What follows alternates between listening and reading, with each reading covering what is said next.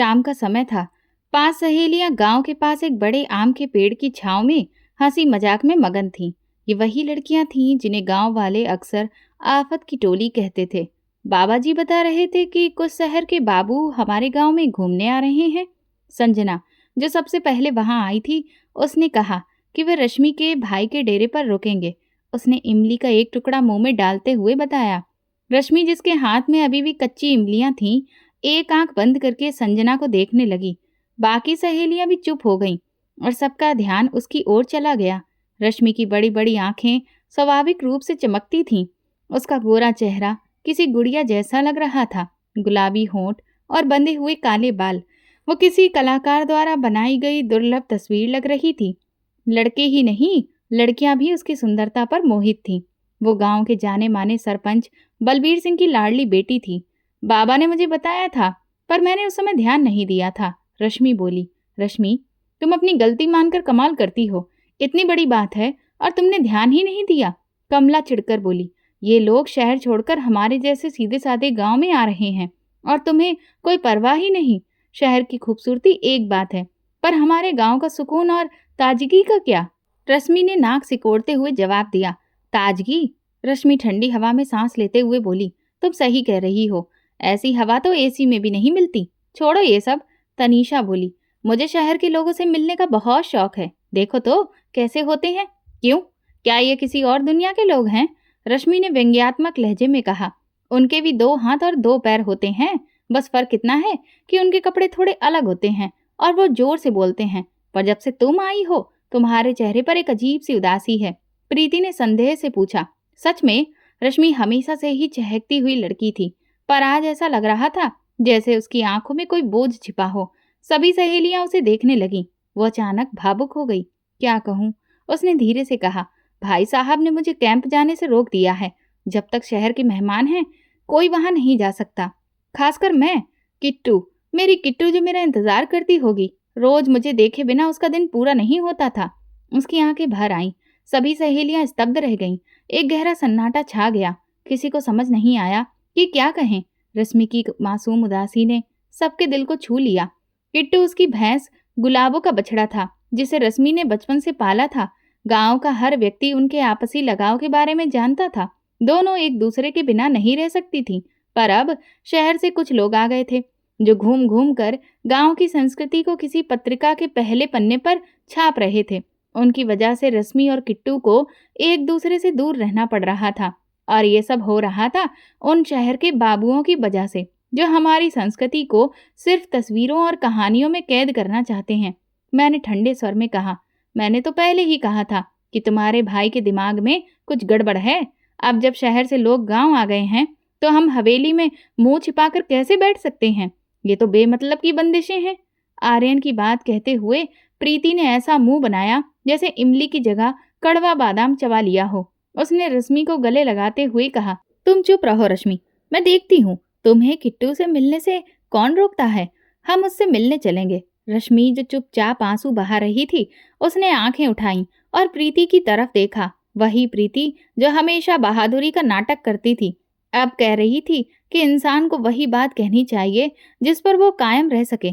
तुम भाई साहब के सामने मुंह भी नहीं खोल सकती, कांपती रहती हो, और अब देखो क्या हाल है। रश्मि ने अपनी सारी बहादुरी चकनाचूर करते हुए कहा। पायल ने मुस्कुराते हुए पूछा। असली बात बताओ, डर किसको है? तुम्हारे भाई का चेहरा तो किसी जल्लाद से कम नहीं है। प्रीति रुंधी हुई आवाज में बोली। माथे पर ऐसी झुर्रियां हैं जैसे हमने इस दुनिया में आकर कोई एहसान किया हो, और वो तो मुस्कुराना भी अपनी शान के खिलाफ समझते हैं। ये कैसा दबदबा है कि कोई अपने दिल की बात कह ही नहीं सकता। श्रेया ने आंखें पोंछते हुए माहौल को थोड़ा बदला और बोली। हिम्मत जुटाकर एक बार कह दो कि तुम उससे प्यार करती हो, फिर चाहे जो भी हो। पायल ने हाथ जोड़कर कहा। या तो मान जाओ, वरना सब खत्म हो जाएगा। करो या मरो के इस खेल में मेरी जान दांव पर लग जाएगी। प्रीति भावुक होकर बोली।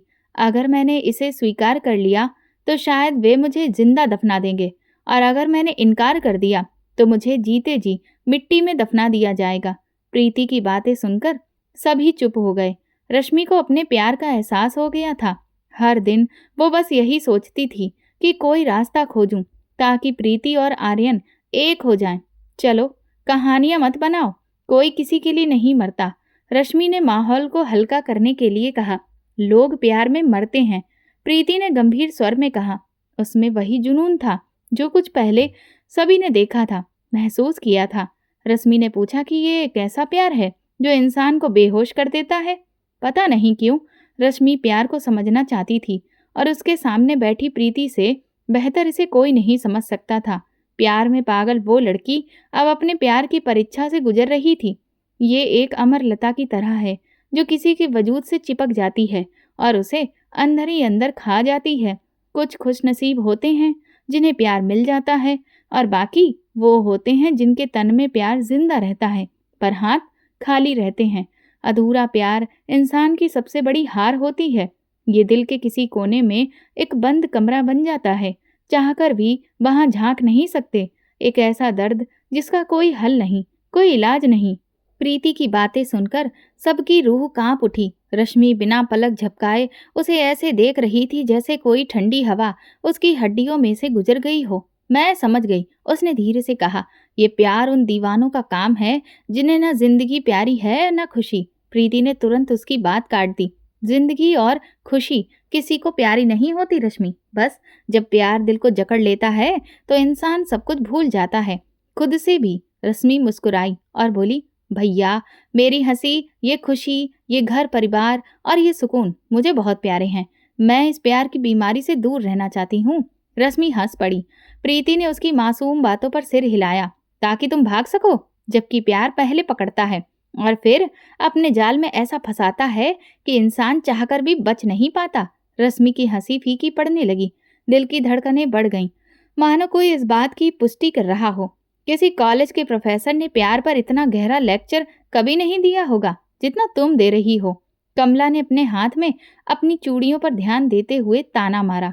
गरिमा घूरते हुए बोली, और उसे खुद किताबें याद नहीं पर हर फिल्मी गाना उसकी जुबान पर है। सब हंस पड़े। श्रेया, जो अब तक चुप थी, झुंझलाहट भरे लहजे में बोली, अरे बात कहाँ से शुरू हुई और तुम लोग कहाँ तक खींच लाए। रश्मि को फिर किट्टू याद आ गई। उसने दुपट्टा चेहरे पर डाला और सिसकने लगी। उसकी आंखों में आंसू थे पर उन आंसुओं में एक शरारती चमक छिपी थी। हम किट्टू से मिलने जरूर जाएंगे। प्रीति ने उंगलियां चटकाईं। और हाँ, इस शहरी मेहमान की एक झलक भी मिलेगी। ये कारनामा हम कब करेंगे, भले ही वो छुपकर ही क्यों ना हो। प्रीति ने उत्सुकता से पूछा। रश्मि ने आंखें सिकोड़ लीं। वो सब मुझ पर छोड़ दो, पर पहले ये बताओ कि तुम उस शहरी आदमी को देखने के लिए इतनी बेचैन क्यों हो। फिर कमर पर हाथ रखते हुए वो बोली, खबरदार, जो मेरे भाई के प्यार को धोखा दिया। अब सबकी नजरें प्रीति पर टिकी थीं। वही लड़की जो थोड़ी देर पहले प्यार के गुण गा रही थी। नहीं, मुझे तो बस अनुभव चाहिए, मुझे तो बस उसके कैमरे और बाकी सामान देखने हैं। प्रीति ने तुरंत सफाई दी। उसकी बात पर सब हंस पड़े। अरे मुन्ना चाचा, पायल हंसते हुए बोली। और फिर क्या, सबके चेहरे पीले पड़ गए। जैसे ही वे मुड़े, मुन्ना चाचा उनकी तरफ डंडा लेकर दौड़ते हुए दिखाई दिए। सारी लड़कियां खेत की पगडंडियों पर दौड़ती गिरती उठती रहीं। मुन्ना चाचा उनके पीछे थे और उनके पीछे ठहाकों का तूफान। मैं कैसे भूल गई कि ये शरारती बुढ़ियां कभी पकड़ी नहीं जाती। मुन्ना चाचा घुटनों पर हाथ रखते हुए बोले, शर्म नहीं आती तुम्हें, एक बुढ़िया का इस तरह पीछा करते हुए। पांचों लड़कियां खिलखिलाकर हंस पड़ी। रश्मि पलटकर बोली, तुम भी उनके पीछे ऐसे भागती हो जैसे हम इमली तोड़ें और तुम्हें करोड़ों का नुकसान हो। चलो चलें। मुन्ना चाचा का मुंह आश्चर्य से खुला का खुला रह गया। इमली? तुम लड़कियां तो पूरा पेड़ गंजा कर देती हो, फिर तुम्हारी बुआ मुझ पर चिल्लाती है। प्रीति हंसते हुए चिढ़ाती है। चाचा, वो आपका घर का मामला है। अगर हम मासूम लड़कियों का इससे कोई लेना देना नहीं होता तो हमें इसका हल जरूर बताते। अब अलविदा। पांचों लड़कियां अपने अपने घरों की ओर भाग गईं। हंसना और जोर जोर से चिल्लाना, यही सब गांव की रौनक है। जब शादी हो जाएगी तो ये रौनक भी चली जाएगी। मुन्ना चाचा मुस्कुराते हुए अपने पिता के पास लौट गए। लड़कियां रोज चुपके से उनके बगीचे में आती, फल चुराती और चाचा को परेशान कर भाग जाती। इसी बीच 3 मेहमानों का काफिला गांव में दाखिल हुआ। आर्यन के खास आदमी ने उनका स्वागत किया और सीधे टेंट में ले गए। काले बालों में जेल, गले में कैमरा लटकाए, अच्छे कपड़े पहने, गंभीर, लेकिन वो संजय कुमार थे, एक प्रसिद्ध अखबार के लेखक और फोटोग्राफर। उनके दोस्त राजीव और सहायक सुभाष उनके साथ थे। उम्मीद है रास्ते में आपको कोई परेशानी नहीं हुई होगी। सफेद कुर्ता पैजामा और कंधों पर क्रीम रंग का शॉल संभालते हुए आर्यन ने विनम्रता से कहा। नहीं, सफर आरामदायक था। हाँ, खूबसूरत नज़ारों ने दिल जरूर मोह लिया। संजय कुमार ने मुस्कुराते हुए हाथ मिलाया। प्रदीप, आपको आपका कमरा दिखा देंगे। मुझे एक जरूरी पंचायत में शामिल होना है। माथे पर झुर्रियां और होठों पर एक हल्की बुदबुदाहट पकड़ी तो उसने सामने खड़ी प्रीति से कहा, जो दीवार के एक तरफ से दूसरी तरफ झांकने का रास्ता ढूंढ रही थी। हवेली और कैंपों के बीच एक ऊंची दीवार थी जिसके आर पार बाहर की दुनिया देखी जा सकती थी। उफ, तुम्हारा भाई अभी तक हवेली नहीं आया होगा। जब तक आएगा हम अपना काम निपटा लेंगे। रश्मि ने अपना सिर पीट लिया। उसने पास पड़ा एक पत्थर उठाया, दीवार से टिकाया और चढ़ने को तैयार हो गई। श्रेया, पायल, कमला और गरिमा डर से कांप रही थीं, पर अनुभव और जिज्ञासा की आग उन्हें रोक नहीं पा रही थी। उसी क्षण कैंपों से संजय कुमार बाहर आया। एक तीखी आवाज दीवार के दूसरी तरफ से आवाज सुनाई दी। उसने पास खड़े एक कर्मचारी से पूछा, उस तरफ क्या है? वो एक हवेली है साहब। ये कहकर वो अपने काम में लग गया। संजय कुमार की नजर दीवार पर ही रुक गई। उसे पता ही नहीं चला कि क्या हुआ। वो धीमे कदमों से दीवार की तरफ बढ़ने लगा। इसी बीच रश्मि दीवार के इस तरफ पत्थर पर खड़ी थी और गरिमा चिंतित होकर बोली, अगर किसी की नजर तुम पर पड़ गई और वो भाई साहब यानी आर्यन का नाम ले ले तो क्या होगा? रश्मि ने मुंह बनाया। हम उनकी ठंडी निगाहों से डरने वाले नहीं हैं और मैं साफ कह दूंगी कि प्रीति को शहर के लोगों और उनके सामान को देखना था। रश्मि ने चुटकी ली। प्रीति चौंक गई। अरे, अब तो तुम मेरे प्यार को दुश्मनी समझने लगी हो। मैंने अभी इजहार भी नहीं किया और तुम पहले ही फैसला करने लगी हो। रश्मि एक पल के लिए चुप हो गई। उसे कोई जवाब नहीं सूझा। दीवार के उस पार से खनकती हुई हंसी आ रही थी और पास खड़ा संजय कुमार माथे पर हाथ रखे 3 लड़कियों की धीमी बातचीत सुन रहा था। ये खनकती हुई हंसी सुनते ही उसके चेहरे पर मुस्कान फैल गई। पहले वो मीठी आवाज, फिर ये हंसी, और अब दिल में हलचल मच गई थी। उस लड़की को देखने की चाहत उसके अंदर उमड़ पड़ी, जिसे उसने अब तक सिर्फ सुना था। मानो उसकी हंसी ने दिल का मिजाज बदल दिया हो। मदहोशी में उसने पास पड़ा एक स्टूल उठाया, उसे दीवार से टिकाया और चुपचाप उस पर चढ़ गया। उधर रश्मि हंसते हुए पलट गई। रुको, पलटो मत। मैं प्यार की दुश्मन नहीं, बस उससे दूर हूँ। उसकी खोजी आंखों में छिपा प्यार का रंग शायद संजय की आंखों से छिपा नहीं था। वो बस आंखों की भाषा पढ़ सकता था। 2 गहरी आंखें सामने से उसे देख रही थी। काजल से सजे हल्के शहद जैसे माथे पर रेशमी बाल पलकों को छू रहे थे। ऊंची दीवार ने उसे पूरा चेहरा देखने नहीं दिया, पर जो भी थोड़ा बहुत दिखता उससे उसका दिल डूबने लगता, मानो किसी ठंडी हवा ने उसे छू लिया हो। दिल की हलचल अब तूफान बन चुकी थी। आंखों का ये मिलन मानो पूरी कायनात थम सी गई हो। आसपास की आवाजें कहीं दूर चली गई हों। संजय कुमार इस एहसास से जकड़े हुए थे मानो प्यार खुद दिल के दरवाजे पर दस्तक देने आया हो, और उन्होंने वो दरवाजा खोल दिया। उधर प्रीति और रश्मि हवेली के बरामदे में चुपके से कुछ ढूंढ रही थीं। पायल, श्रेया और सविता अलमारी के बाहर खड़ी थीं। वो डर के मारे वहां से गायब हो गई थी। रश्मि अपने होश खो बैठी थी। अगर प्रीति उसे हिलाकर होश में ना लाती तो कुछ ही पलों में आर्यन उसके सामने खड़ा होता और रश्मि वहीं बेहोश हो जाती। प्रीति की आवाज ने उनके चारों ओर छाए सन्नाटे को तोड़ा। रश्मि बिजली की तेजी से पीछे हटी। वो दीवार से कूदकर हवेली की तरफ भागी। उसका दिल इतनी तेजी से धड़क रहा था कि उसका डर और बढ़ गया। आर्यन की आवाज सुनकर रश्मि डर गई। संजय मुस्कुराते हुए रश्मि को देखने लगा। रश्मि ने उसकी आंखों की गर्मी अपने चेहरे पर महसूस की और अचानक संजय को अपनी तरफ घूरते देखकर उसकी धड़कनें रुक गईं। उसने धीमी आवाज में कहा, जहरीला संजय, और तुरंत मुंह फेर लिया। उसके दिल में उठ रहे अनाम एहसास, उसकी बदलती हालत और उस अनजान शख्स की नजदीकियां उसे डरा रही थी। वो मुड़ी जरूर थी, लेकिन संजय उसका चेहरा पूरी तरह से नहीं देख पा रहा था। डूबते सूरज की किरणों ने उसके चेहरे को धुंधला कर दिया था। वो बस उसकी पीठ देखता रहा। एक अधूरी झलक की चाहत में वो स्टूल से उतरा और एक रोमांटिक गाना गुनगुनाते हुए अपने कमरे की ओर चलने लगा। कहाँ भाग रहे हो तुम दोनों? आर्यन की आवाज ने उन्हें रोक लिया। दोनों हवेली के अंदर जाने ही वाले थे। रश्मि ने घबराई हुई नजरों से प्रीति को देखा। मानो उसकी जान निकल गई हो। मैं कुछ पूछ रहा हूँ रश्मि, आर्यन ने सख्ती से कहा। वो अपने हाथ उसकी पीठ के पीछे बांधते हुए उसके सामने आ गया। प्रीति ने नजरें नीचे कर ली और मुट्ठियां भी भींच ली। भैया, प्रीति आपसे बात करना चाहती थी, रश्मि ने बड़ी मुश्किल से कहा। प्रीति की हालत भी खराब थी और रश्मि वैसे भी आर्यन की सख्त निगाहों के घेरे में फंसी हुई महसूस कर रही थी। अम्मा बुला रही हैं। अपनी जान बचाने के लिए रश्मि ने जल्दी से प्रीति की तरफ इशारा किया और वहां से भाग गई। प्रीति ने पीछे मुड़कर उसे ऐसे देखा मानो किसी बड़ी मुसीबत से बचकर आई हो, मानो उसके सिर पर कोई बड़ा बोझ डाल दिया गया हो। पूरी तरह अविश्वास भरी निगाहों से रश्मि की गायब होती पीठ को देखते हुए प्रीति की नजरें आर्यन के गंभीर चेहरे पर टिक गईं। प्रीति ने घबराकर अपनी लार निगल ली और डरा हुआ चेहरा बना लिया। आर्यन की गंभीर आंखें सीधे उसकी आंखों में देख रही थीं। प्रीति की इच्छा थी कि धरती फट जाए और वो उसमें समा जाए ताकि वो इस आदमी की नजरों से बच सके। ओह आर्यन जी, मैं प्रीति ने सिर झुका लिया और कुछ कहना चाहा लेकिन कोई बहाना नहीं सूझा। आर्यन की भौहें चढ़ गईं। प्रीति डरी हुई आंखों से उसके बदलते भाव को देख रही थी।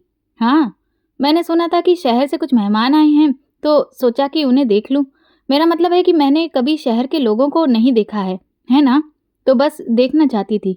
जब दिल में हलचल हो और जुबान साथ न दे तो मुंह से जो भी निकलता है कुछ ऐसा ही होता है। अब आर्यन की गंभीर चेहरे पर तनाव की रेखाएं साफ दिखाई दे रही थीं। उसने अपनी मुट्ठियां भींच लीं। उसने प्रीति को अपनी सच्ची नजरों से देखा और कहा, अब शहरी मर्दों की तलाश करने की जरूरत नहीं है और ना कभी पड़ेगी।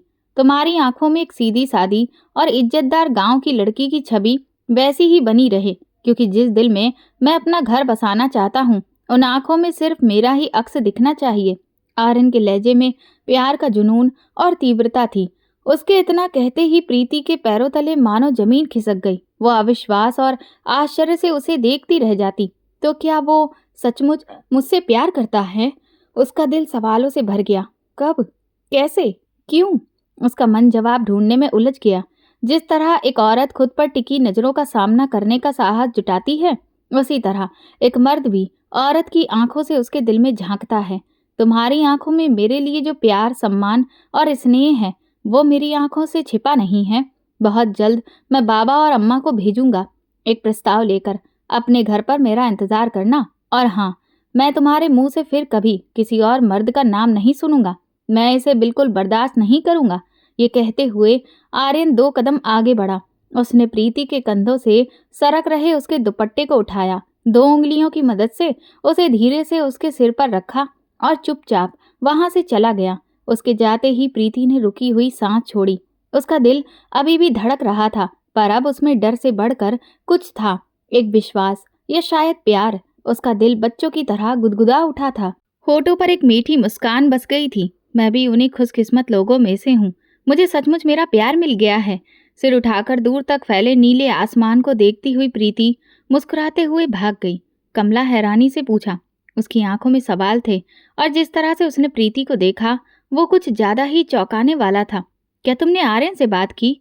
वो तुमसे प्यार करता है? प्रीति शर्मा गई। उसने दुपट्टे का पल्लू दांतों तले दबाया और अपनी मुस्कान छिपाने की कोशिश की। हाँ, 100%।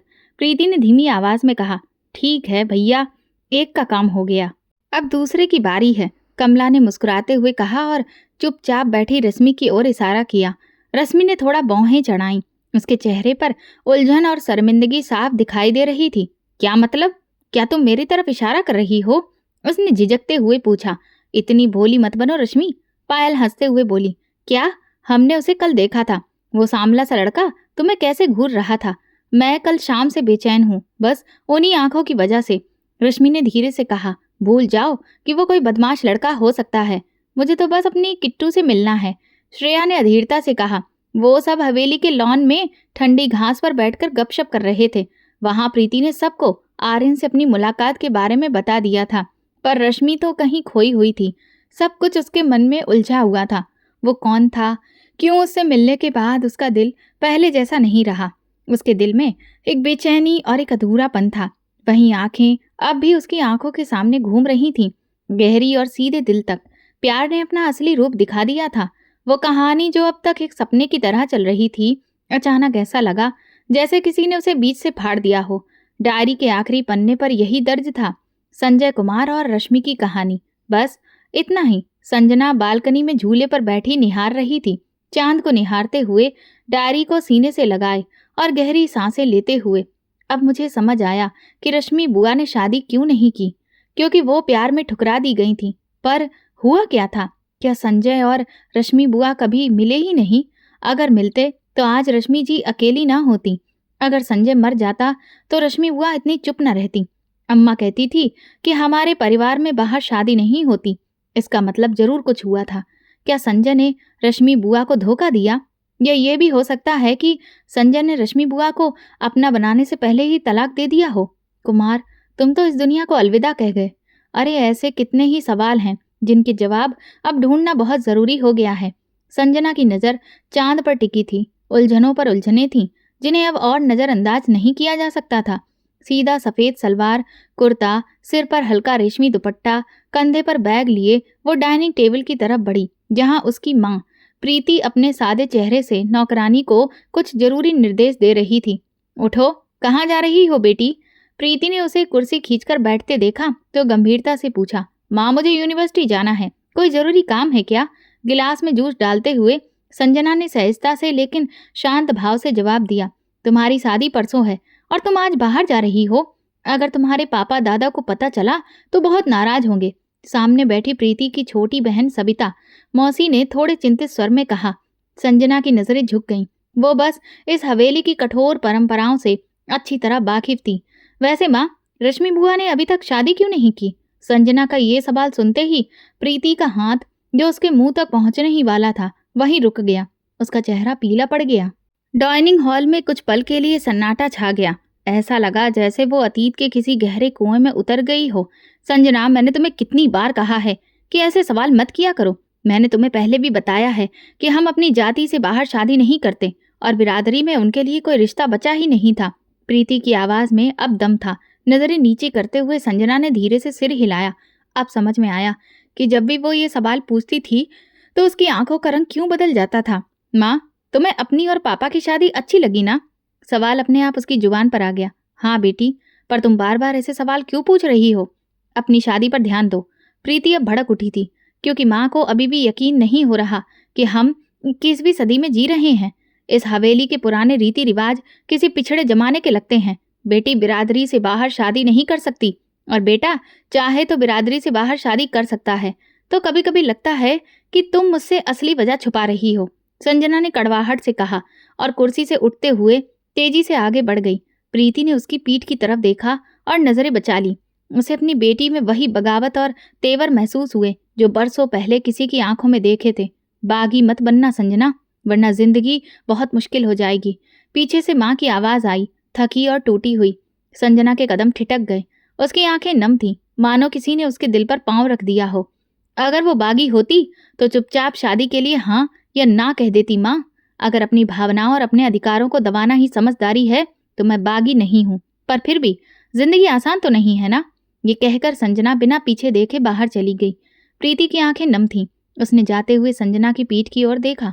फिर उसकी नजर उस कमरे पर पड़ी जहां गुलाबी सलवार कुर्ता पहने रश्मि चुपचाप खड़ी बेजान आंखों से उन्हें घूर रही थी।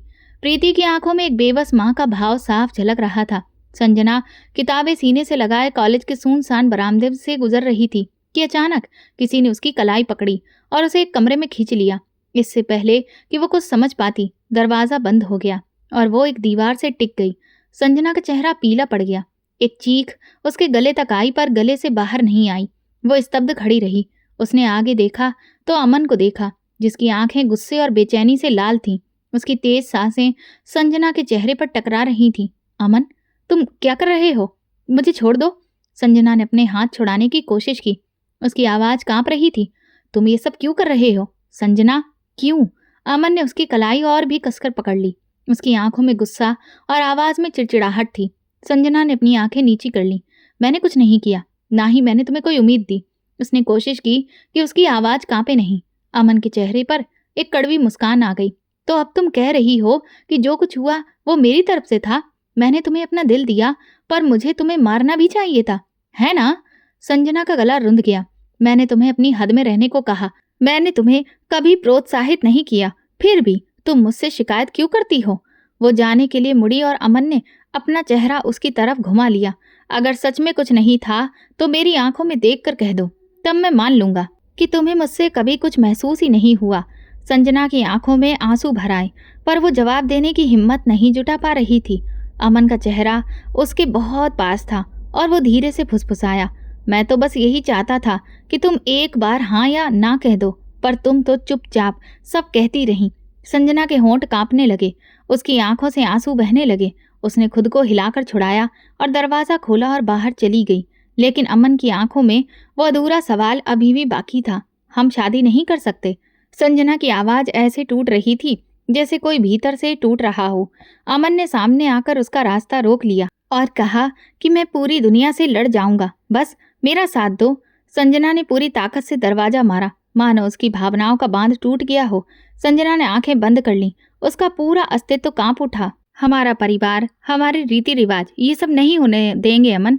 वो ये कह रही थी कि अमन गुस्से से फूट पड़ा। मैं तंग आ गया हूँ तुम्हारे परिवार की बंदिशों से, इन झूठे उसूलों से, इन दिखावटी परंपराओं से।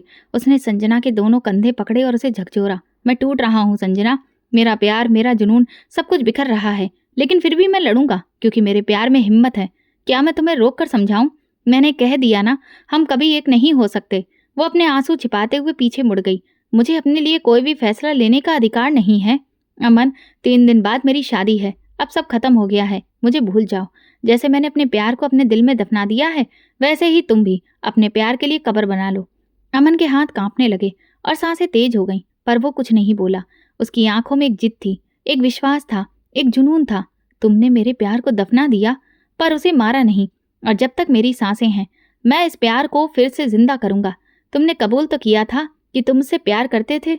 अमन धीरे से मुस्कुराते हुए बोला, बस संजना रुको और देखो, अब मैं तुम्हें अपना बनाकर ही मानूंगा। संजना का दिल कांप उठा। प्लीज अमन, ऐसा कुछ मत करना जिससे मेरी इज्जत पर सवाल उठे। अमन रुक गया, उसकी आंखों में एक अलग ही शांति छा गई। संजना, तुम मेरे लिए इज्जत हो, तुम अभिमान हो। तुम्हें छोटा करना मतलब खुद को बर्बाद करना है। मैं तुम्हारा नाम खराब नहीं करूंगा, बल्कि इसे अपने सिर पर ताज बनाऊंगा। वो पास आया, संजना के सिर पर दुपट्टा ठीक करते हुए उसने बस उसके माथे को हल्के से छुआ। फिर बिना कुछ कहे वो मुड़ा और कक्षा से बाहर चला गया, और संजना वहीं खड़ी रही। उसका दिल तेजी से धड़क रहा था, मानो प्यार फिर से जिंदा हो गया हो। उसके जाते ही संजना जमीन पर घुटनों के बल बैठ गई। जब से उसने होश संभाला था, एक सवाल उसके मन को परेशान कर रहा था, रश्मि बुआ ने कभी शादी क्यों नहीं की?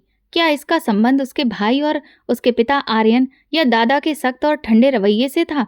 इस सवाल का जवाब जो उसे पहले मिल चुका था, वो उसे कभी संतुष्ट नहीं कर सका।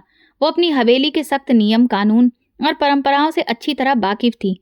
वो खुद भी उन्हीं परंपराओं की वजह से बर्बाद होने वाली थी। जहां उसकी पसंद नापसंद का कोई मोल नहीं था, जहां उसकी भी शादी किसी अनजान लड़के से जानवर की तरह होने वाली थी, बिना पूछे, बिना समझे। उसका दिल ये मानने को तैयार ही नहीं था कि रश्मि बुआ ने सिर्फ घर के डर से अपना सब कुछ लुटा दिया। उसके दिल में कहीं एक सच्चाई छिपी थी, और इसी तलाश ने उसे रश्मि बुआ की अलमारी में कपड़ों के नीचे छिपी एक पुरानी डायरी तक पहुंचाया। जब उसने वो डायरी पढ़ी तो उसे असलियत समझ आ गई। रश्मि और संजय कुमार की अधूरी प्रेम कहानी, एक ऐसा प्यार जो अधूरा ही रह गया।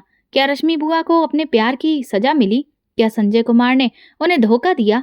या वजह वही थी जो आज संजना के प्यार का अंत कर रही थी? क्या हवेली की कठोर परंपराएं और रीति रिवाज, उनके प्यार के बीच में कौन आ गया? क्या उसने भी लड़कर हार मान ली? ऐसे कई सवाल थे जिनका कोई सीधा जवाब नहीं था, लेकिन उन्हीं सवालों के बीच एक और तूफान आ खड़ा हुआ था, अमन, जो अब उसकी जिंदगी में आ चुका था और उसके दिल पर कब्जा कर चुका था। जब भी संजना अमन की आंखों में प्यार देखती, वो खुद को रोक नहीं पाती थी। अब उसे अपनी ही कमजोरी की सजा भुगतनी थी। अपने प्यार को ठुकराते हुए, आंखों से बहते आंसुओं को पोंछते हुए, उसने जमीन से अपना बैग उठाया और फिर क्लास से बाहर चली गई। हवेली के लॉन्ज में इस समय सन्नाटा छाया हुआ था। दादाजी और आर्यन गुस्से में भरी नजरों से अमन को घूर रहे थे, जिसने उनकी पोती संजना से प्यार का इजहार किया था। मानो किसी ने उनकी इज्जत, परंपरा और आन पर हथौड़ा मार दिया हो। और दरवाजे के पीछे खड़ी संजना को अपने ही पैरों से जान निकलती हुई महसूस हो रही थी। उसे नहीं पता था कि आगे क्या होगा। ये आदमी इस हद तक जा सकता है। संजना का दिल डर से धड़कने लगा था, जबकि प्रीति का पूरा वजूद कांप रहा था। पता है बेटा, इस गुस्ताखी की सजा मौत भी हो सकती है। आर्यन साहब की गरजती आवाज पूरे लॉन्ज में गूंज उठी। अमन बस मुस्कुराया। कितना खून बहाओगे?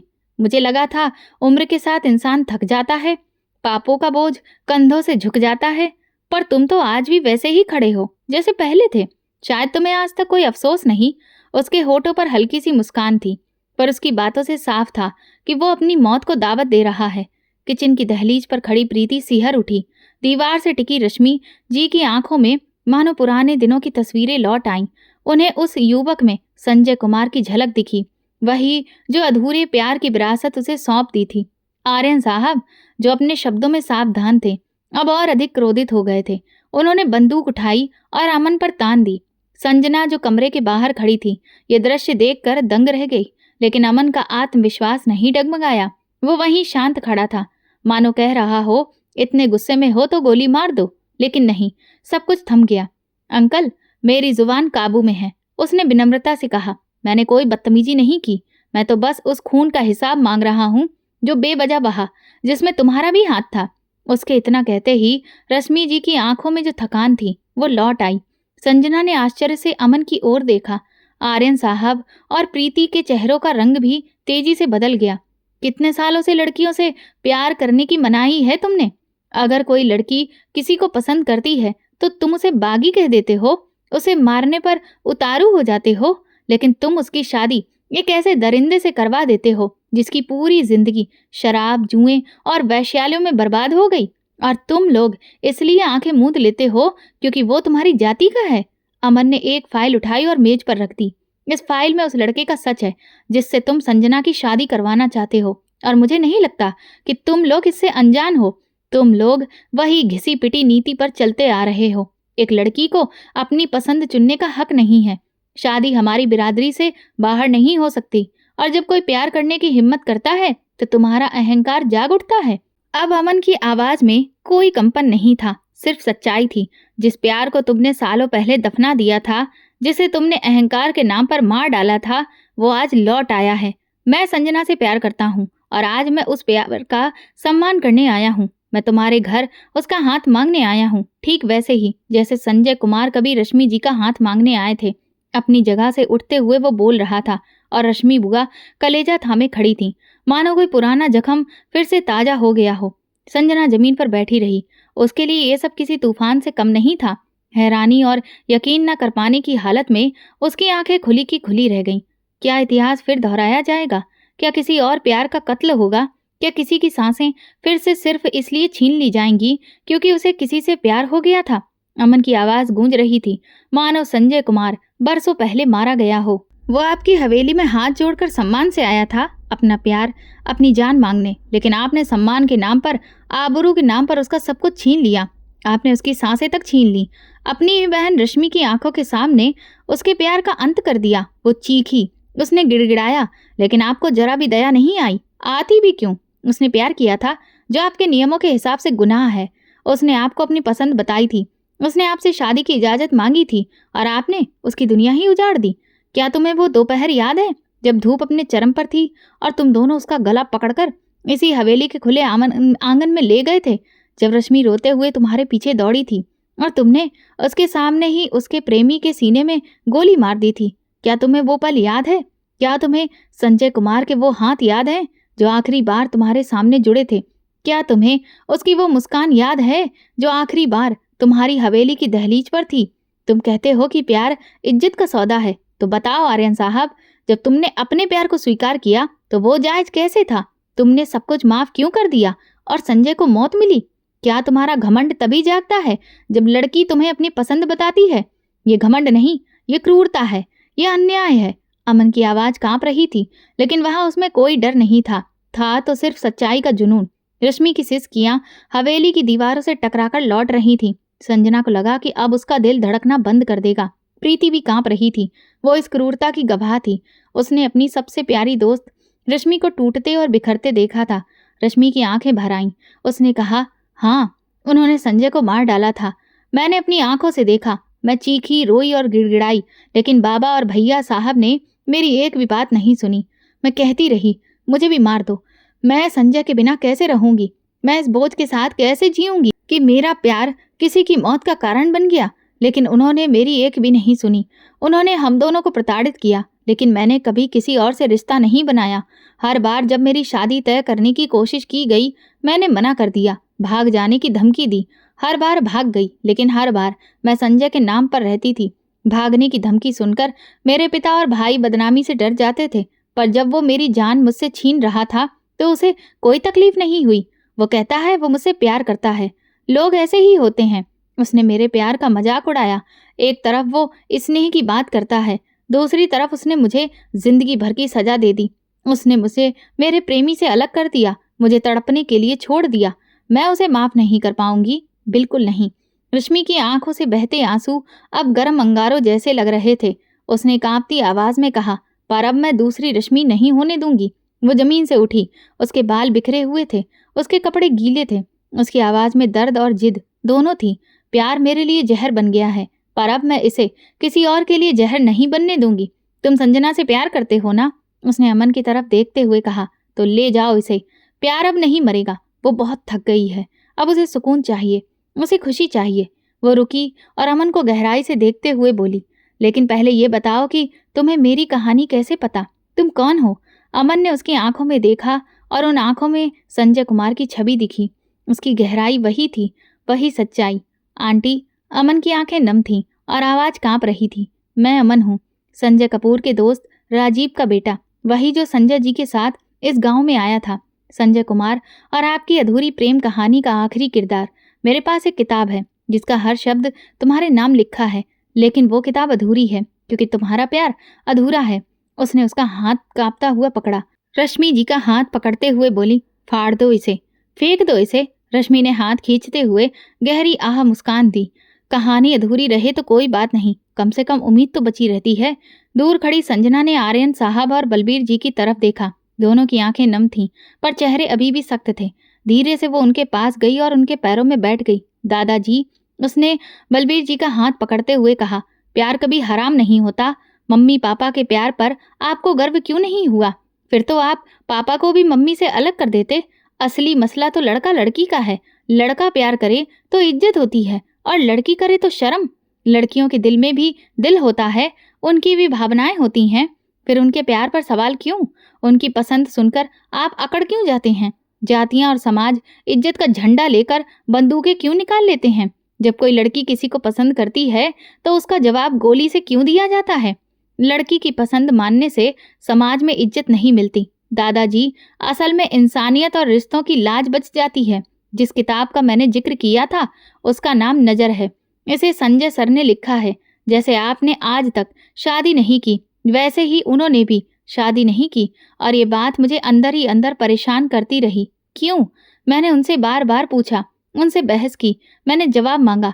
फिर उन्होंने चुपचाप वो किताब मेरे हाथ में रख दी। उस किताब को पढ़ने के बाद मुझे समझ आया कि अगर प्यार अधूरा रह जाए तो इंसान अधूरा ही रहता है। तभी से मैंने ठान लिया कि मैं आपको ढूंढूंगा और इस अधूरी कहानी को पूरा करूंगा। इसी इरादे से मैं गांव आया। मैंने आपके बारे में पूछताछ की और इसी दौरान मुझे संजना के बारे में पता चला। अब बताइए, वो लड़की जिसकी आंखें बिल्कुल आपकी जैसी थीं, वो मासूम आंखें जिनके संजय सर दीवाने थे, मैं उन आंखों से कैसे बच सकता था? मुझे आपकी भतीजी से प्यार हो गया और आज मैं आपके सामने हूँ। संजय कुमार के जिंदा होने की बात सुनकर आर्यन और बलबीर जी की आंखें खुली की खुली रह गईं। वो वहीं फर्श पर बैठी थी और पास पड़ी संजना का भी यही हाल था। बस करो यार, संजय कुमार की नम आवाज गूंजी। अभी मुझे तुम्हारे आंसू पोंछने का हक नहीं है, पर मैंने सालों तक सहा है। अगर अमन न होता तो शायद मैं आखिरी सांस तक सहता रहता। अब जब वो तड़प खत्म होने वाली है तो तुम आंसू बहाकर मुझे तड़पा रहे हो। संजय कुमार को देखकर सब चौंक गए। बलबीर जी के पैर फिसल गए। संजय की आंखों में वही पुराना प्यार था। 20 साल बाद वो उसके सामने बैठी थी। वो वही थी जिसके लिए उसने पूरी जिंदगी बिता दी थी। वो सारी दुनिया मिटा देना चाहता था। उसने कांपते हुए एक कदम आगे बढ़ाया, लेकिन रश्मि ने हाथ बढ़ाकर उसे रोक लिया।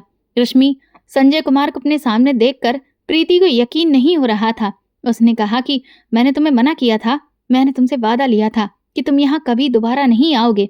इतने सालों तक मैंने तुम्हारी जान बचाने के लिए ये बात लोगों से छिपाई कि तुम जिंदा हो, तुम्हारे भाई और तुम्हारे पिता से। क्योंकि मुझे पता था कि अगर उन्हें पता चल गया तो वे तुम्हें फिर से मारने की कोशिश करेंगे। प्रीति समझ नहीं पा रही थी कि क्या हो रहा है और आर्यन का दिमाग भी पागल हो रहा था। संजय कुमार ने कहा, रश्मि, आज मैं अमन की वजह से यहाँ आ पाया हूँ, वरना मैं यहाँ कभी नहीं आ पाता। और आर्यन जी, आप सोच रहे होंगे कि आपने मुझे मार डाला। मुझे गोली मार दी गई और अधमरी हालत में गांव से बाहर फेंक दिया गया। लेकिन मेरे दोस्त ने हार नहीं मानी। उसने मुझे गाड़ी में बिठाया और तुरंत अस्पताल ले गया। डॉक्टर ने तुरंत इलाज शुरू कर दिया। जब मैंने ये खबर रश्मि को बताई तो उसने मुझे यहाँ आने से मना कर दिया और कहा कि अगर मैं उसे जिंदा देखना चाहता हूँ तो मुझे यहाँ नहीं आना चाहिए।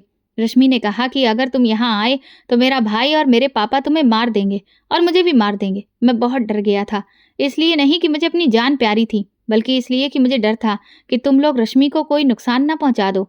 लेकिन कई सालों बाद जब अमन को मेरी कहानी पता चली तो उससे रहा नहीं गया और वो तुम्हें ढूंढने लगा।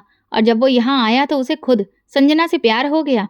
और आज उसका फ़ोन मेरे पास आया और उसने कहा कि अंकल, मैं चाहता हूँ कि आप रश्मि जी के गांव आएं। मैंने उसे साफ मना कर दिया। उसने कहा कि अपने लिए नहीं तो मेरे लिए आ जाओ। रश्मि जी को तो आप जानती ही हैं, तुम्हारी यादों में हर रोज़ मरता हूँ और अगर तुम आज नहीं आए तो मेरी हालत भी उसकी जैसी हो जाएगी। मेरा प्यार भी मुझसे छीन लिया जा सकता है। जब मैंने अमन के मुंह से सुना कि तुम एक बेजान लाश की तरह हो गए हो तो मेरा दिल रोया और मेरा प्यार मुझे यहाँ ले आया। मैं नहीं चाहता था कि अमन हमारी तरह ये दर्द सहे जो हमने कई सालों तक सहा है, और मैं तुम्हारी जिंदगी को और कष्ट में नहीं देख सकता। इसीलिए आज मैं तुम्हारे दर पर आया हूँ, एक बार फिर अपना प्यार मांगने के लिए। संजय कुमार बोले, आर्यन, क्या तुम्हारा दिल इतना कठोर है? जो दिल खुद से प्यार करता है वो दूसरों के प्यार के प्रति इतना कठोर कैसे हो सकता है? आखिर कब तक किसी के प्यार का गला घोंटते रहोगे? कम से कम अब तो ये पाप करने से बाज आओ। अमन बोला, अब फैसला आपके हाथ में है दादाजी और होने वाले ससुर जी। क्या हम इस कहानी को इसके अंजाम तक पहुंचाएं? पर साथ ही एक उम्मीद भी थी कि शायद अब सब ठीक हो सकता है। प्रीति ने आर्यन के कंधे दबाए। उसकी आंखों में नमी थी और एक गुजारिश भी कि अब मासूमों की जिंदगी बर्बाद मत करो। आर्यन भी नफरत पालते पालते थक चुका था और आज वो अपनी ही नजरों में गिर गया था। बलबीर जी भी नजरें झुकाए खड़े थे। उनके चेहरे पर थोड़ी राहत थी। संजय को जिंदा देखकर लगा जैसे दिल से कोई बोझ उतर गया हो। अब भी तुम मुझे माफ नहीं करोगे? आर्यन की आवाज रुंध गई थी। रश्मि ने आंसुओं के बीच एक हल्की सी मुस्कान दी। अगर ये प्यार सच्चा ना होता तो शायद मैं अब भी नफरत की आग में जल रहा होता, पर आज मैं माफ कर रहा हूँ। अपने लिए नहीं, अपने प्यार के लिए। वो गुनाह जो इस दुनिया में माफ नहीं हुआ, ऊपर हिसाब होगा, लेकिन मैंने तुम्हें माफ कर दिया ताकि तुम्हारा बोझ हल्का हो सके। अगले ही दिन दो अधूरे प्यार पूरे हो गए। संजय कुमार और रश्मि, एक कहानी जो सालों से सताई गई थी, एक हो गई। अमन को भी संजना हमेशा के लिए मिल गई। आर्यन और बलबीर जी ने खुशी खुशी रश्मि और संजना को विदा किया। एक लंबी जद्दोजहद के बाद रश्मि और संजय कुमार की शादी हो गई और संजना भी अमन की दुल्हन बन गई। अमन संजना को अपने घर ले गया, जहां उनका बहुत अच्छे से स्वागत किया गया। दरवाजे पर खड़ी संजना लाल शादी के जोड़े में अमन का हाथ थामे अंदर चली गई। आज कई सालों बाद संजय कुमार के घर में भी खुशियों की हंसी गूंज रही थी। संजय कुमार ने रश्मि की तरफ देखा। देखा, मैंने तुमसे कहा था ना कि जब तक मैं तुम्हें पा नहीं लूंगा मुझे चैन नहीं मिलेगा। फिर वो मुस्कुराए। अगर किसी पुरुष का प्यार सच्चा हो, तुमने न सिर्फ हमारे प्यार को एक मंजिल दी, बल्कि रश्मि बुआ और उनके शर्मीले बाबू संजय कुमार को फिर से मिलाने का जरिया भी बने। संजना ने अमन से कहा। अमन ने संजना का हाथ पकड़ा और उसके हाथों को अपने होठों से छूते हुए कहा, जो मिलने वाले होते हैं वो हर हाल में मिलते ही हैं। संजना उसके बेहद करीब आ गई। अपने दोनों हाथों में उसका चेहरा लेकर उसकी आंखों में देखने लगी। उन आंखों में जज्बातों का तूफान था। क्या तुम्हारी इजाजत है? उसने धीमी आवाज में पूछा। क्या मैं तुम्हें हमेशा के लिए अपना बना लूं? क्या मैं तुम्हें खुद में कैद कर लूं कि बचने का हर रास्ता बंद हो जाए, ताकि मेरे अलावा तुम्हें कहीं और चैन न मिले? मैं तुम्हारी मंजिल बन जाऊं। वो इजाजत मांग रहा था, उस लड़की से जो खुद उसकी हो चुकी थी। संजना के दिल में अमन के लिए प्यार और भी गहरा हो गया। संजना प्यार को ठुकरा कर खुद को बर्बाद कर लेती, लेकिन आज यही वो हिम्मत थी जिसकी वजह से अब वो पूरी तरह से उसकी हो चुकी थी।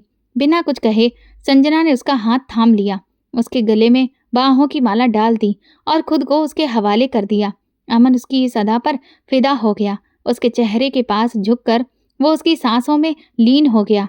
प्यार जीत गया। संजना मुस्कुराई और बोली, हमारा प्यार अब अधूरी कहानी नहीं है, ये पूरा हो गया है। अब ये दर्द नहीं, कोई बंदिश नहीं, ये अब एक आज़ादी है।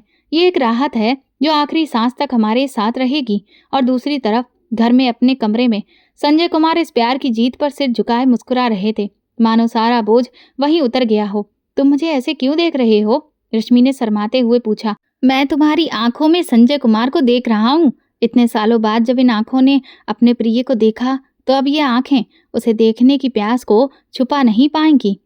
यह अब मेरे बस में नहीं है। रश्मि ने मुस्कुराते हुए ये सब कहा और अपना सर संजय कुमार के सीने पर रख दिया, वही जगह जहां कभी दिल धड़कता था। उस दिल की हर धड़कन आज बस एक ही नाम दोहरा रही थी, रश्मि। पहली नजर नाम की वो किताब जिसका हर शब्द प्यार से लिखा गया था अब पूरी हो चुकी थी। अब उसमें सिर्फ रश्मि और संजय कुमार की ही नहीं बल्कि संजना और अमन की भी कहानी थी, क्योंकि इन दोनों के प्यार के बिना वो पहली कहानी भी अधूरी थी। अब किताब का आखिरी पन्ना लिखा जा चुका था। प्यार कोई गुनाह नहीं है, प्यार सिर्फ प्यार है। प्यार एक साधारण इंसान को एक बेहतर इंसान बनाता है। दोस्तों, हर इंसान को प्यार करने का हक है, अपना जीवन साथी चुनने का हक। एक बेहतर जीवन साथी वो होता है जो एक अच्छा इंसान हो, मान सम्मान और प्यार देता है। जातिगत भेदभाव समाज के लिए जहर के समान है। भेदभाव के नाम पर दो प्यार करने वालों को अलग करना, उनकी जिंदगी बर्बाद करना पाप के समान है। हमारे समाज में कई तरह की विडंबनाएं हैं जिसमें जाति व्यवस्था, लड़के लड़की में भेदभाव अहम स्थान रखते हैं। इनकी वजह से आज भी हमारा समाज उतना विकास नहीं कर पाया है जितना होना चाहिए था। प्यार इंसान की जिंदगी को खूबसूरत बनाता है। अगर ये सही इंसान के साथ हो तो इसका खुले दिल से स्वागत करें, किसी की जिंदगी बर्बाद ना करें। अगर आपको ये कहानी पसंद आई हो तो कमेंट सेक्शन में कहानी के लिए कुछ शब्द जरूर लिखें। ये कहानी पूरी तरह से काल्पनिक है। इसका उद्देश्य किसी की भावनाओं को ठेस पहुंचाना नहीं है। ये कहानी मनोरंजन के उद्देश्य से बनाई गई है। ये प्यार और सामाजिक कुरीतियों के बारे में बात करती है। इसका किसी भी व्यक्ति विशेष से कोई संबंध नहीं है। और कहानियां सुनने के लिए मेरे चैनल को सब्सक्राइब करें, वीडियो को लाइक करें और वीडियो को ज़्यादा से ज़्यादा शेयर करें। धन्यवाद।